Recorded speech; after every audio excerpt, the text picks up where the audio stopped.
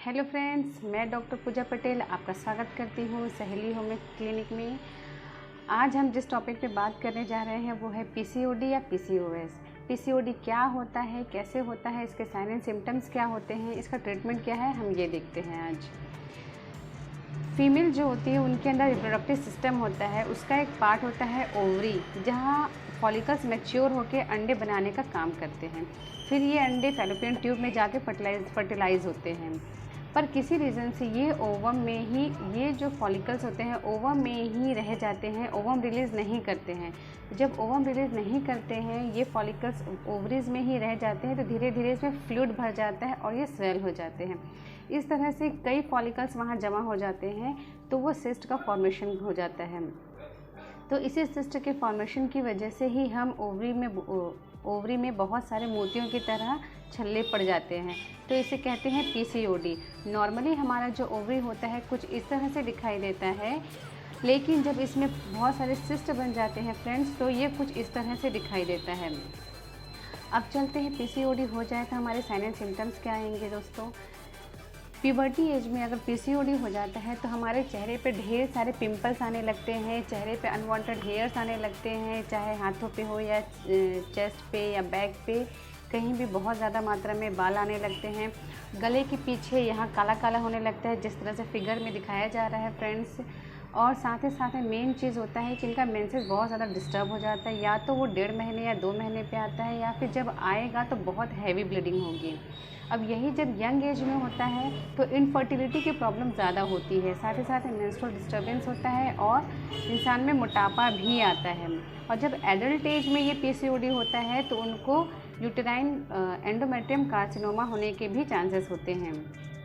इसके साथ साथ इसमें भूख बहुत ज़्यादा लगती है। क्यों? क्योंकि इसमें हमारे बॉडी में इंसुलिन रेजिस्टेंस बहुत ज़्यादा बढ़ जाता है, जो हमारे भूख को बढ़ाता है। और आप जितना ज़्यादा खाएंगे उतना ज़्यादा मोटे होंगे, जितना ज़्यादा मोटे होंगे उतना पीसीओडी की प्रॉब्लम और बढ़ती जाएगी। पीसीओडी मोटापे की वजह से बहुत ज़्यादा बढ़ता है, इसलिए हमें अपने बॉडी को भी थोड़ा सा कंट्रोल करना चाहिए। अब चलते हैं इसके कॉजेज़ के ऊपर। कॉजेज़ में वैसे तो इसका कॉज वैसे दिया नहीं गया है कि हाँ डेफिनेटली इसी की वजह से ही पीसीओडी होता है, लेकिन फिर भी कुछ रीज़न्स हैं जिनको हम बोल सकते हैं कि हाँ आप इसकी वजह से सफ़र कर रहे हैं। फर्स्ट होता है जेनेटिक कॉज। हमारी मदर को या ब्लड रिलेटेड किसी को भी ये पीसीओडी की प्रॉब्लम अगर हो तो मोस्ट ऑफ द चांस है कि आपको भी पीसीओडी हो सकता है।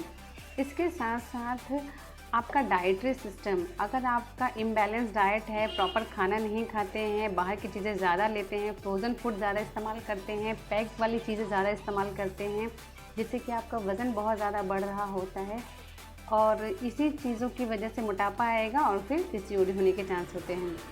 इसके साथ साथ लेस फिजिकल एक्टिविटीज़ होने के कारण भी इस तरह की प्रॉब्लम्स आती हैं। अब चलते हैं इसके डायग्नोसिस के ऊपर। इस पीसीओडी हो जाए इसका डायग्नोसिस कैसे किया जाएगा। इसका डायग्नोसिस का सबसे अच्छा चीज़ है यूएसजी या सोनोग्राफी, जिसके लिए एक कंफर्मेटरी हो जाता है कि हाँ इस बंदे को या फिर she is suffering from PCOD. इसमें बहुत सारे ओवरीज में सिस्ट दिखाई देने लगते हैं।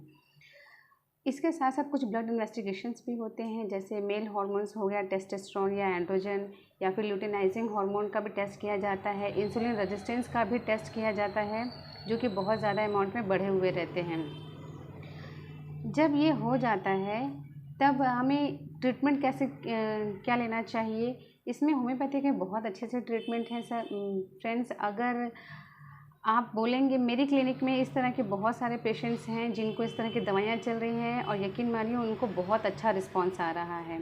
मेनली जो मेडिसिन में यूज़ करती हूँ वो है ओपेरिनम या ओवेरिनम। ये ओवरी के फंक्शंस को रेगुलेट करता है और फॉलिकल्स को मैच्योर करने में मदद कराता है। सेकंड मेडिसिन होती है फॉलिक्युलिनम। ये फॉलिकल्स को मैच्योर करा के ओवम रिलीज़ कराता है, जो कि फैलोपियन ट्यूब में जाके फर्टिलाइज होता है। इसके अलावा भी बहुत सी मेडिसिन हो गई, जैसे कि सीपिया हो गया, कैलकेरिया हो गया, एपिस हो गया। ये सभी चीज़ें पेशेंट्स को देखते हुए, उनके बिहेवियर को, कॉन्स्टिट्यूशन को देखते हुए प्रिस्क्राइब की जाती है।